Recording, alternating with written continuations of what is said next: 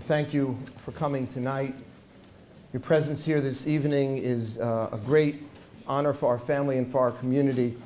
On behalf of my family, my father, Mr. Leon Wilds, my brother Michael and sister-in-law Amy, my wife Jill, it is an honor to welcome you to the 20th annual lecture in memory of our mother, Ruth Wilds, Aleha Shalom, of blessed memory.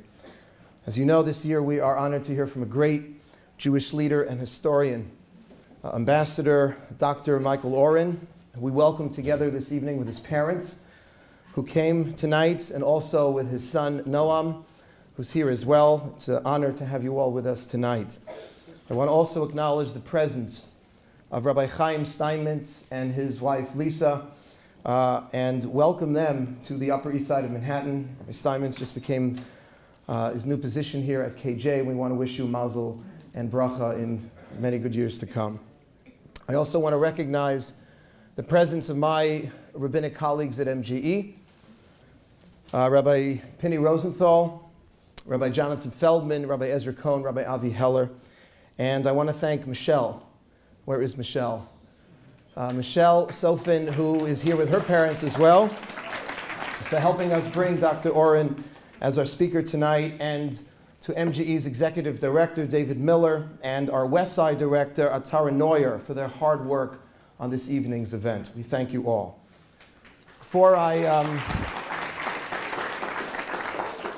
introduce Dr. Oren, Ambassador Oren, Michael, as he said to me 5 times already, I'd like to say just a brief word as I do each year, about Pesel Avigal Bat Menachem, about my mother, Ruth Wilds, Aleha Shalom, in whose memory MJE was established and to whom this evening is dedicated.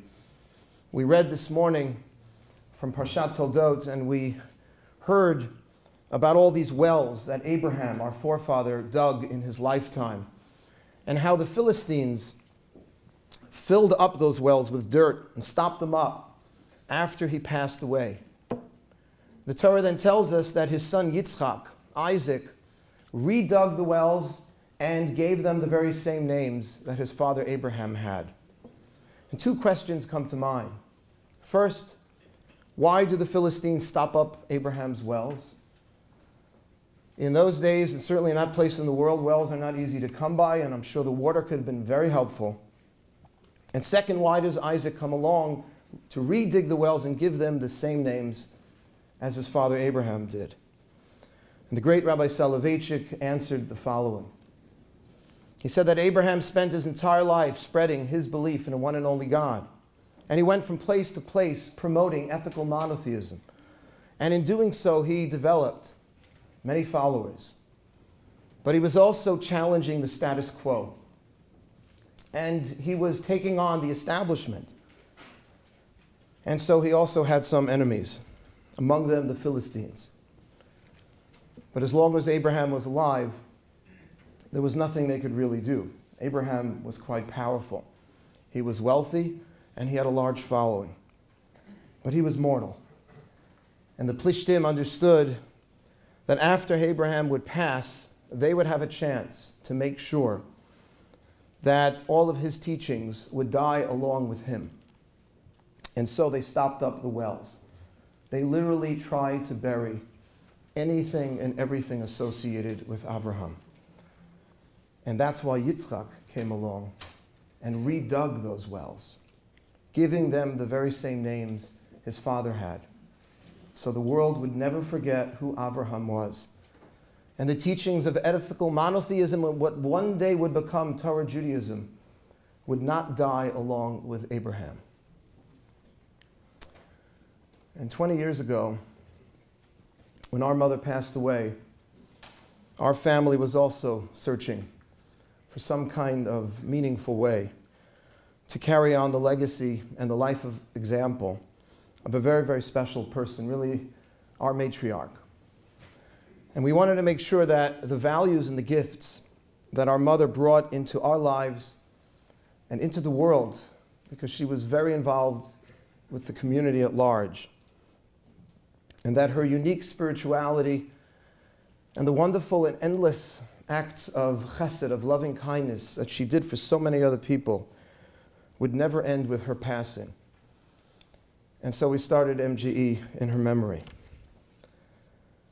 Our mother, Aleha Shalom, was a tremendous ma'amin. She was a real believer. She had tremendous faith. And she enjoyed a special connection with Hashem, which often expressed itself when she davened, when she prayed, which she loved to do. She loved Shabbos. It was her break from the craziness of the week, but she excelled especially at hachnasat orchim, at extending hospitality to others. She had this, and we always talk about this expanding Shabbat table. It always seemed to fit whoever needed to come or we wanted to be there. And she had this very warm smile that made people from all sorts of backgrounds always feel welcome. Every Shabbos in shul, she'd be the first to recognize a newcomer. She'd quickly motion to my brother or to myself to go over to that person, make sure they had a place for Shabbat lunch. And when I was a rabbinical student, and I'd started a beginner service for the Jewishly unaffiliated in Forest Hills, Queens, where I'm from, I was single. So I didn't really have my own place to bring people home to. So I schlepped them all home to my home so they could enjoy my mother's amazing cooking and her elegant Shabbat table. And so when someone recently asked me how MJE began or where it started, I simply answered, really around my mother's Shabbos table. It was really our attempt to mimic and even mass produce her hachnasat orchim, the incredible warmth and hospitality. And we've done a pretty good job. MJE is about 18 years old, and with 3 sites in the city offering Shabbat dinners every Friday night. For anyone between 40 and 100 people a dinner, I actually did the math, over 19,000 young Jewish men and women have enjoyed a Shabbat experience in MJE's 18 years. 19,000. And it's really all the extension of our mother's hospitality, and each year hundreds more come to our retreats, our weeknight classes, and what I'm most proud of is our trips to Israel every summer, all following the example of one woman who opened her home and shared her Shabbat with others. And so MJE has been our way of keeping the wells our mother dug alive. And tonight is another opportunity to remember her by hearing from someone who my mother never had the honor of knowing, but who I know would have absolutely adored our speaker tonight. She would have loved Ambassador Oren, not because of his brilliance and scholarship, not even because of his stellar leadership on behalf of the state of Israel, but because of his great pride and love for the Jewish people. So much of what fueled our mother's passion for Yiddishkeit was her pride in being Jewish and her love for all Jews, irrespective of background. And our speaker this evening, Dr. Michael Oren, is one of the most inspirational and thoughtful Jewish leaders, and his accomplishments, which are many, all bespeak a great sense of Jewish pride and love for our nation. From West Orange, New Jersey, Dr. Oren became very active in Zionism as a young man, making Aliyah in the 1970s and winning 2 gold medals at the 1977 Maccabeah Games. He is a rower. And then joining the IDF as a lone soldier in 1979. He served as a paratrooper at Tzanachanim, and in the 1982 Lebanon War, his unit was caught in a Syrian ambush on the 2nd day of the war, and his commander was tragically killed, and almost everyone else in his unit injured, and so he found another unit to join. A day after his wedding in the summer of 1982, Dr. Oren returned to Beirut to continue to fight for Israel. He then volunteered to work for the Zionist underground in the former Soviet Union, He was sent to make contact with Zionist groups in the Ukraine and was repeatedly arrested by the KGB. And his academic career is no less impressive. He holds a bachelor's and a master's from Columbia. He earned his PhD in Near Eastern Studies from Princeton and has been a visiting professor at Harvard, Yale, holds 4 honorary doctorates and been named Statesman of the Year by the Washington Institute for Near East Policy. His last 3 books, 6 Days of War, Power, Faith, and Fantasy, and most recently Ally, were all New York Times bestsellers, and they're all amazing, I can tell you. Every one of those books expresses the thinking not only of a great scholar, but also the passion of a proud Jew and Zionist. He is today a member of Knesset and serves on the Foreign Affairs, Defense, and Constitutional Committees, heads initiatives to improve Israel's public diplomacy and to fight BDS. From 2009 through 2013, he served with great distinction as Israel's ambassador to the United States, obtaining U.S. defense aid, especially for the Iron Dome system, which we know saved so many lives, and also securing American loan guarantees for Israel's economy. He is a true scholar and, as I say, a very proud Jew, and I consider it an honor and a privilege for our family, for MJE, and for our entire community to have you here this evening. Ladies and gentlemen, please welcome Ambassador Michael Oren. That was okay.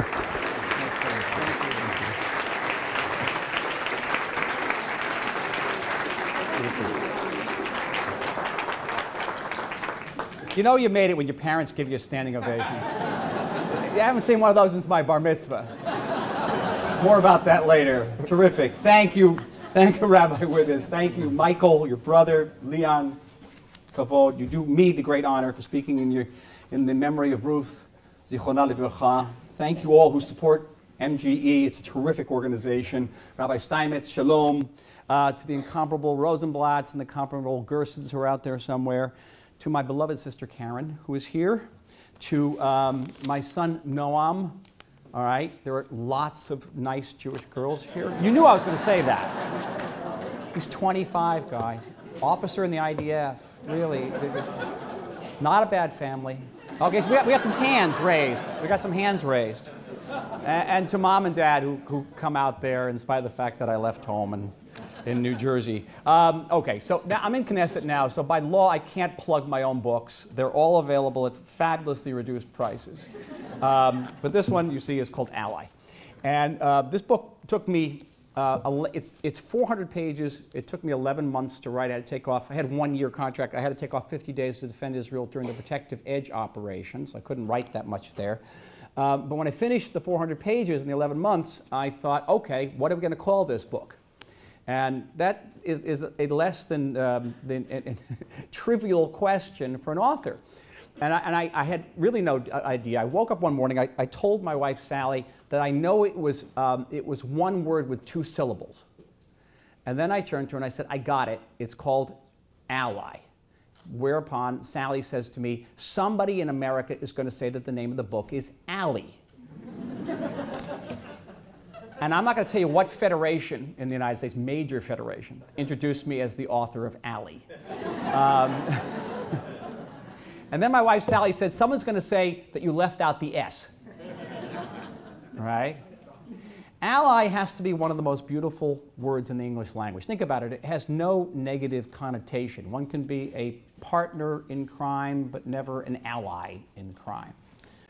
And in Hebrew, too, the term roughly translated for ally is bnei brit, or ben brit. Ben brit, the son of a covenant, brit, which evokes not only a special relationships between human beings, but above all, the special relationship between the Jewish people and God. Ben brit, we are all sons and daughters of a covenant. The United States and Israel have a special relationship. It is unparalleled by any other bilateral relationship which the United States has had with any foreign nation in the post-World War II period. And why? It begins firstly with a spiritual tie. A spiritual tie.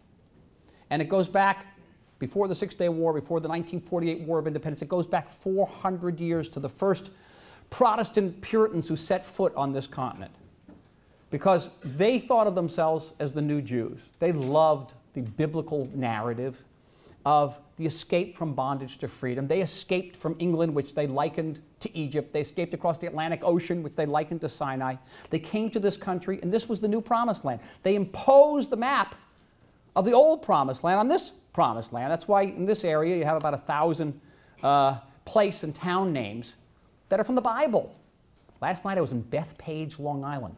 You know where Bethpage is? Betpagi. It's one of the neighborhoods on the Mount of Olives, next to Bethany. All right? And they gave Hebrew names to their kids, the Davids and the Rebeccas and the Sarahs. They made Hebrew a required subject at all of their universities. James Madison, the fourth president, was a Hebrew major at Princeton, and he failed. He had to do another year. I can commiserate. I know all about it.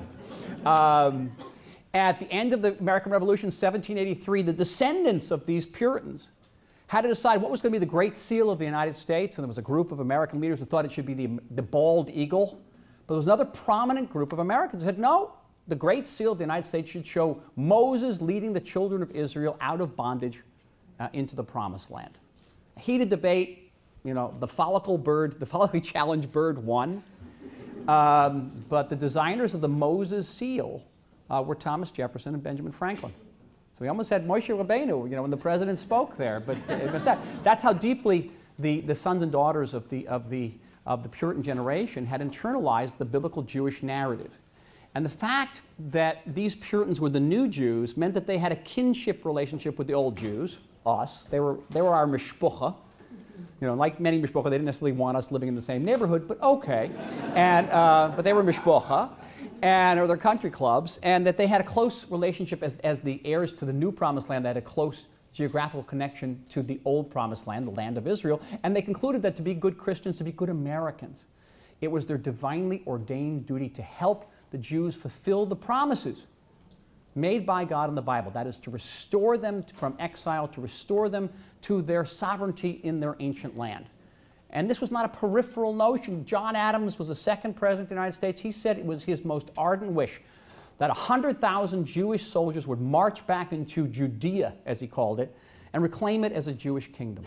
Abraham Lincoln, 1863, pledged that once he restored the Union of the United States, he would restore the Jewish people to their ancient sovereignty. Woodrow Wilson, in World War I, was asked by the British, Lord Balfour, the foreign minister, whether he would support a British statement granting the land of Israel, which had just then been liberated from the Turks by the British Army. Would the United States support a British declaration granting that land as a national home to the Jewish people? And Woodrow Wilson's Secretary of State Lansing said, don't do it, we need Arab oil. But Wilson gave his approval. He said, to think, I'm the grandson and son of Presbyterian ministers, to think that I would have the opportunity to restore the Jewish people to its homeland. And Lord Balfour went back to Britain. That November 1917, he issued the Balfour Declaration. That in turn became the basis of the British Mandate on Palestine. It became the basis in November 1947 of the Partition Resolution, creating a Jewish state. Then the question arose whether the United States would actually recognize this Jewish state. It was a huge debate. And in an episode which I think has no parallel in the annals of American foreign policy, every single senior American official, from the Secretary of State, George Marshall, to the Secretary of Defense, to the Pentagon, everybody said to the President, do not do it. The Arabs will cut off oil to Europe, Europe will fall to the communists, the Jews in Palestine don't know how to fight, we're going to have to send the U.S. Army there to defend them. And the President locked himself in the White House on May 12, 1948, stayed in there for 48 hours. At 6 p.m., 6:11 p.m., on May 14th, 1948, that's 11 minutes after Israel declared its independence, that president made the United States of America the first nation on earth to recognize the recreated Jewish state. His name was Harry Truman. And Harry Truman was a strict Baptist, and he claimed to have memorized the Old Testament, as he called it, by age 14. And when they asked him later why he had gone against the advice of all of his senior officials, Truman had one answer. I'm going to test your Bible knowledge. He said, I'm Cyrus, he said. I'm Cyrus. Kosh was the ancient Persian king who rescued the Jews from exile and restored them to sovereignty in their ancient land. The United States of America, friends, remains the most religiously observant religiously observant country in the industrialized world. More people attend a house of worship of one stripe or another in this country than in any other industrialized country. 60% of the population here defines itself as evangelical. Isn't that amazing? And the first time I walked into the Capitol Hill office and I met some congressman from West Texas who came from a district that was 5 times the size of the state of Israel, had maybe 2 Jews in his constituency. And he had to open on his book, a Bible. And he'd point to a section in Genesis, a verse in Genesis, where God says, those who bless my people will be blessed. And the congressman would say, you see that? You see that? I believe in that. How much aid do you want for Iron Dome? And the first time I heard this, I was like shocked. Then I got used to it.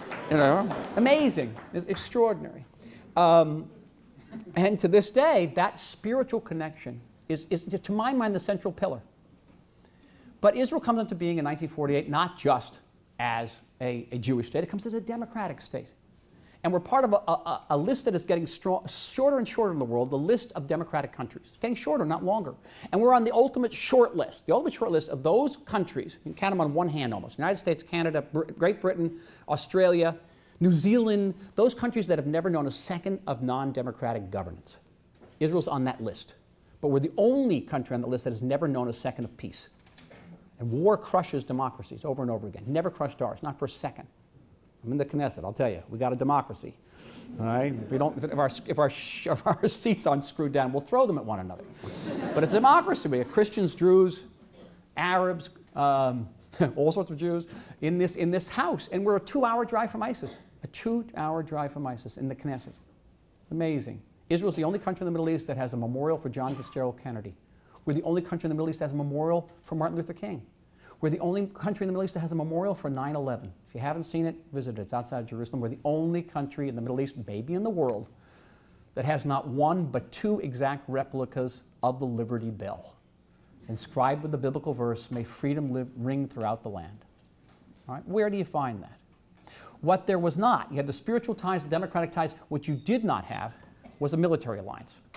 Israel fought a war in 1967. I could recommend a certain book, but I won't. But if you're reading this book, you'll see that Israel fought this war with French arms. The French were our allies, not a single American bullet. We didn't have a military alliance with the United States. On the 7th day, as it were, American policymakers woke up and said, whoa, there's this superpower in the Middle East that just defeated several Soviet-backed armies. Maybe we should have an alliance with them. Thus began the U.S.-Israel military strategic alliance, which has become probably the deepest and most multifaceted military alliance that the United States has had in years with any foreign country. Not only are we developing a multi-layered, most sophisticated anti-ballistic system. You know about Iron Dome, but there are other levels, David Sling, Arrow 2, Arrow 3. We have joint maneuvers. We have special forces training. Every American combat soldier carries an Israeli-made bandage. Every American fighter pilot of a fixed wing or helicopter pilot wears a made-in-Israel helmet. Think about that. Amazing. Intelligence sharing at the highest possible level. Now, think about what other country in the world has the spiritual, the democratic ties, and the military alliances. The U.S. does have a spiritual tie with Italy? I don't think so. A spiritual tie with France? Great historical tie with France, but a spiritual tie? No. It makes this relationship completely unique. And yet, do we agree on everything? I've got a huge surprise for you. We do not agree on everything. We do not agree on the status of the West Bank, Judea, and Samaria, the settlement issue. That goes back to 67. We do not agree on the status of Jerusalem. It goes back to 48. It was Harry Truman put the U.S. Embassy in Tel Aviv, not in Jerusalem. We do not agree about American arms sales to the Arabs, because who knows whose hands those arms are going to be in 5 years from now if you sell something to somebody in the Gulf. We don't know. We disagree about that, and we have disagreed profoundly about the Iran nuclear deal. So no surprises. Now, growing up in New Jersey, not too far from here, I always thought of myself as sort of the embodiment of this historic alliance. I thought to myself, well, I could help bridge some of these divides. We grew up in a nice conservative Jewish house, not too religious. I read my bar mitzvah in transliteration. Baruch atah, that kind of thing. You got it? Baruch atah. I was your typical American kid. I had learning disabilities. I was fat. I was terrible at sports, unpopular at school. I couldn't get a date for the junior prom. Typical American upbringing. But I had these American dreams. American dreams, I was going to be a writer. I was going to be a historian, which is pretty funny because I couldn't spell. I was going to be an athlete. It was very funny because I couldn't run. I was going to meet the girl of my dreams, but I couldn't get a date for the junior prom.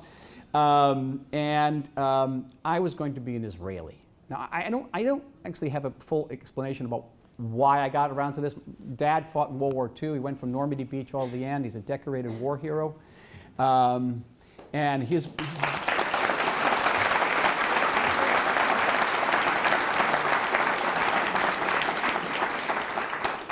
brother, my Uncle Joe, liberated concentration camps. He took pictures. He had pictures of piles of Jewish bodies. I was the only Jewish kid in my neighborhood. I used to get beat up all the time. Every time I come home bloody, my father would take me down and show me Uncle Joe's album and say, "You see those pictures? That's why we need a strong Israel." Big impact on me. But for whatever reason, I just knew I was going to be part of the greatest story in Jewish history, in modern Jewish history. I wasn't going to miss it by staying in New Jersey, with all due respect. Good state. It's a good state. I used to always say I spend more time in my job in Washington defending the state of New Jersey than defending the state of Israel.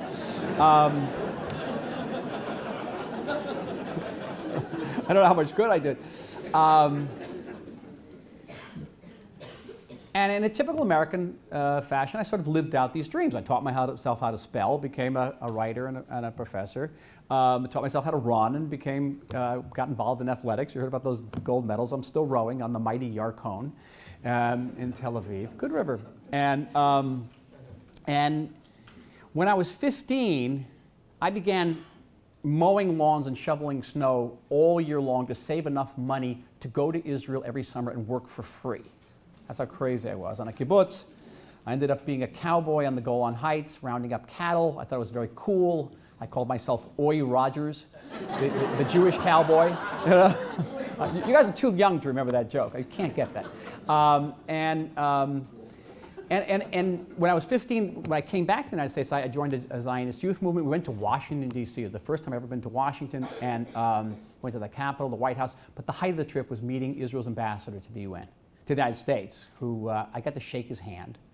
And I said to myself right then at 15, I said, that's what I want to be when I grow up. I want to be Israel's ambassador to the United States. His name was Yitzhak Rabin, and the hero of the Six-Day War. So I moved to Israel, realized that dream, learned to run, not only run, but run with a gun, became a paratrooper.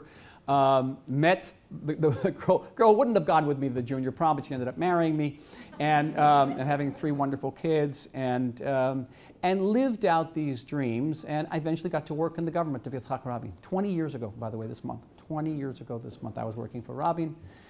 The dreams had some nightmarish qualities. Rabbi Wallace mentioned my time in the military, in the wars. Our eldest son was wounded in action. All of our kids served in the Army. A close family relative was killed by a suicide bomber.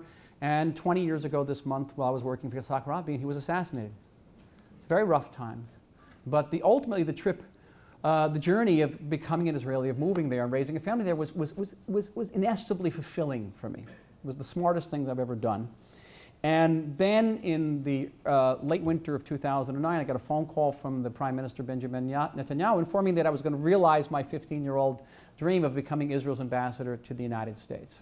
And I came into this job at a very difficult juncture, both in America's history and Middle Eastern history, in America's relationship with Israel. Think about it. 2009 was the depth of the economic crisis. The political polarization in Washington was impossible. Democrats and Republicans didn't talk to one another.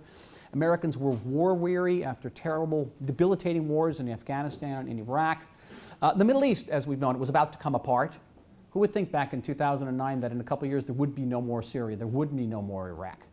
Everything was going to come apart at the seams. And then just at this particular inauspicious juncture, you have 2 individuals in Israel and in the United States who could not be more incompatible.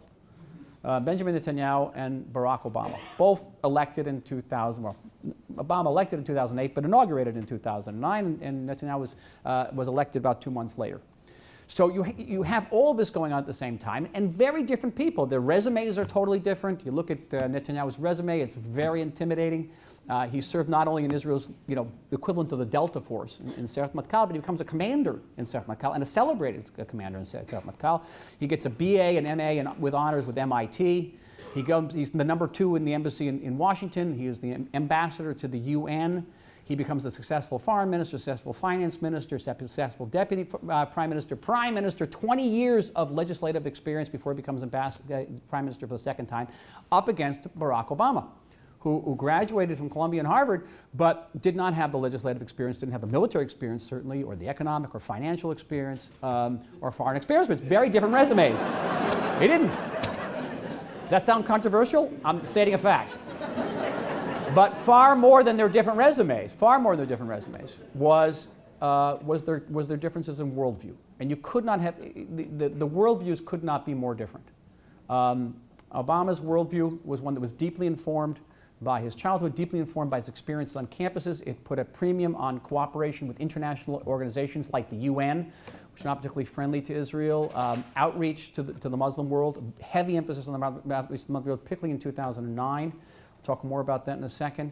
A recoiling from the use and projection of American military power, which goes on to this day. One of I think the most illuminating lines ever spoken by the president was from 2010 at an international summit. He said, whether we like it or not, the United States is the world's leading military power.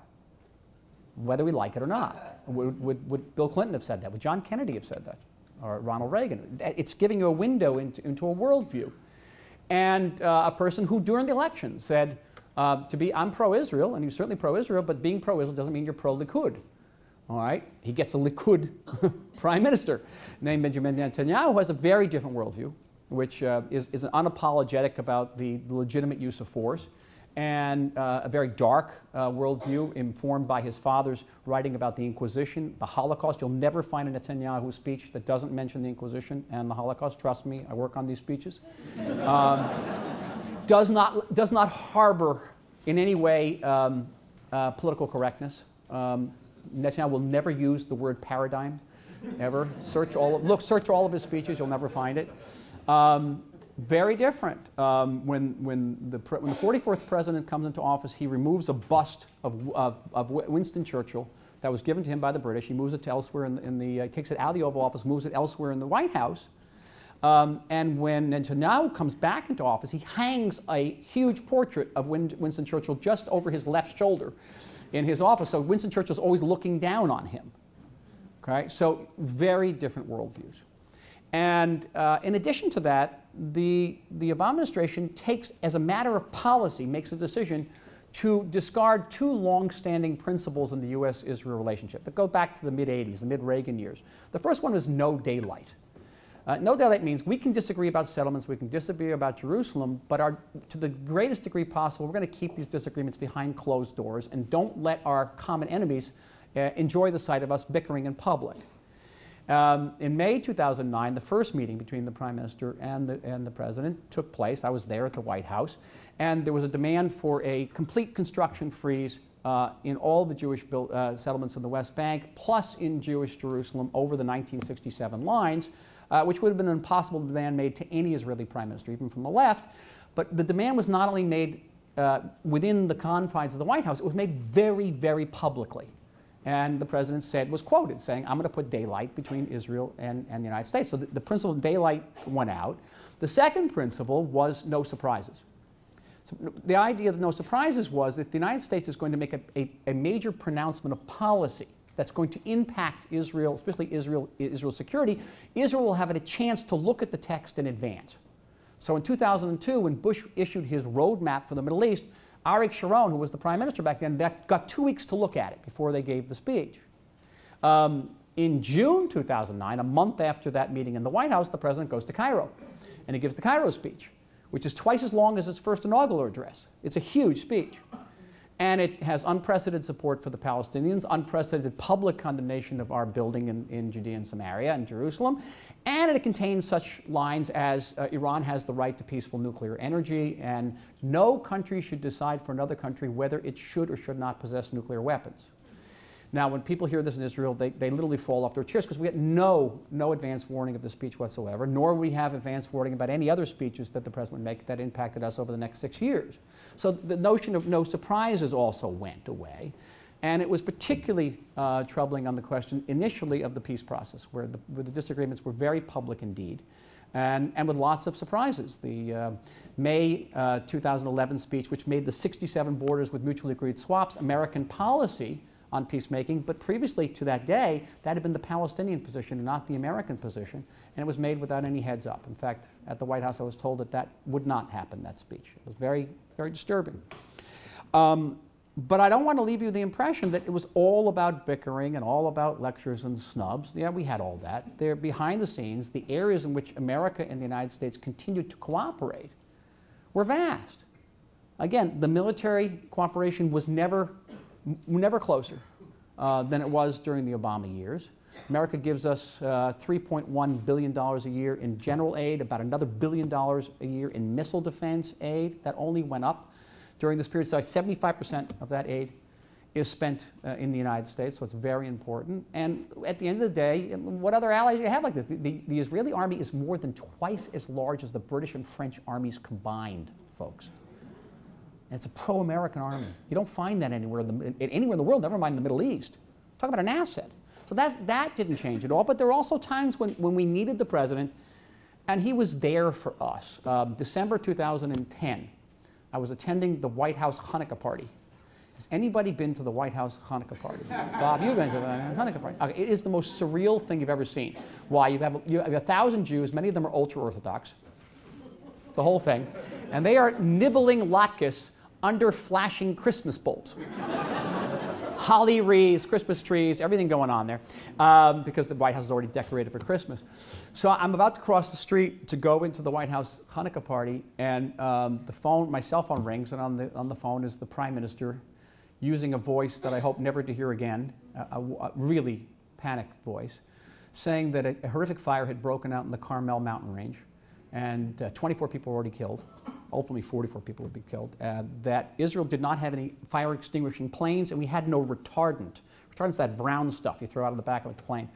And there was nothing stopping this fire from hitting Haifa. It was descending on Haifa. He says, go to the president and ask him, tell him we need planes, we need retardant. I said, I'm right across the street. I'll go in and I'll ask the president. So I went into the White House, and this is where being from West Orange, New Jersey comes in handy. Because who I run into was Susan Scher, Arthur's daughter. Right? Arthur was a doctor in West Orange, New Jersey. She went to my high school. He used to play tennis with my father. You can't make this up. And she is Michelle Obama's chief of staff. And I said, Susan, I got to see the president immediately. We've got this fire. She says, come right in. You know, through the mistletoe we go, and we go right to the president, and he's there. And I tell him, I said, the prime minister's just called. Israel needs you. We need the planes. We need the retardant. The president turns to Reggie Love, who is his major aide-de-camp. How are we doing time-wise? Not very good. I'll finish in 5 minutes. We'll have like 3 questions. And says, get Israel everything he needs. Everything we need. And we set up an emergency situation room in the West Room wing that night. The president flew to Afghanistan. The first question he asked when he came home, when we got to Afghanistan, he picked up the phone to the West Wing and said, has Israel gotten its planes? The United States has 11 fire extinguishing planes. We got 8 of them. The U.S. military scoured the warehouses of Europe to give us the retardant. 11 hot spotters, these are these commandos who parachute behind fires, left Idaho that night and arrived in Israel the next morning. And they put out the fire, helped us put out that fire. So when we needed him, he was there. But at the end of the day, it couldn't entirely dismiss all the divides. The biggest divide was over the Iran nuclear deal. It just was. And I had the privilege, in parentheses, in italics, of participating in nearly 5 years of intimate discussion with our American with American counterparts about Iran. And we had major differences. We really did. We didn't differ about the data. We had differences about the perception. First of all, there are structural differences. I don't want to surprise anybody, but America's a very big country. You're far away from the Middle East. You're not threatened with national annihilation by the Iranians. You have the biggest military capabilities in the world. We are a small country. We are in Iran's backyard. They are threatening to wipe us off the map on a daily basis. And, you know, IDF is strong, but we don't have aircraft carriers. We don't have strategic bombers. And then there was the psychological, again, the worldview differences. According to our counterparts in the United States, Iran was a rational regime, operated on a cost-benefit analysis. It could play, and I quote the president, it could play the role of a reasonable power in the Middle East and help resolve the Sunni-Shiite divide. Our position was Iran sometimes takes rational steps to reach irrational goals, like another regime in Germany 70 years ago. But ultimately, they're jihadists. They're going to kill us. And it was a big difference. And the differences came to the fore in the nuclear deal, which we fought against, a very noble effort, and didn't succeed in stopping. And so now we have to confront the reality that this deal exists, and it poses multiple challenges to us. Iran has now moved 3,000 soldiers into Syria. It has transformed our northern border, our Golan border, which was a quiet border, into an active front. This is why I've been proposing strenuously, you've read some of the things I've said or I've written in the last couple of weeks, that we gain American recognition for Israeli sovereignty over the Golan. Because there's no Syria anymore. We need the Golan. Iran gives $1 billion a year to Hezbollah, and with the $1 billion a year, that Hezbollah has purchased 150,000 rockets. Keeps on going off. 150,000 rocket. Sits. Shall I wait? There's another one inside. Another one inside. Okay. Just turn it on. Okay. 150,000 rockets. That's more rockets in the possession of NATO. What will Hezbollah do with $2 billion a year?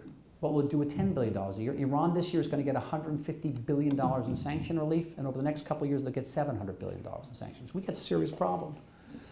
So last week the Prime Minister came for his 14th meeting with the President. He's met with the President more frequently than the President's met with any other foreign leader, and they began this discussion. Because, okay, we have a reality. We didn't agree on the Iranian nuclear deal, but now the United States is going to prove itself to be an ally and meet our needs. And those needs are monetary in terms of aids, but not just that, they're also understandings.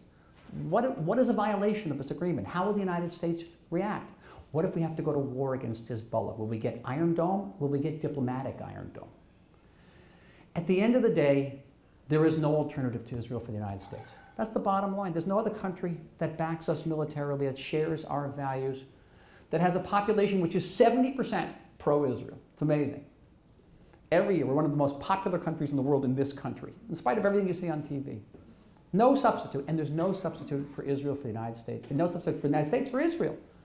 There's no other country, never mind in the Middle East, go beyond the Middle East, that's scientifically, technologically proficient, militarily robust, that's uninterruptedly democratic, that's unabashedly, unreservedly pro-American. Think about this. If the United States had to land 50,000 troops on some shore in the Middle East within 12 hours, where could they do it? Where could they do it? Only in the state of Israel. And so to this day, you read this book, it's a tough book.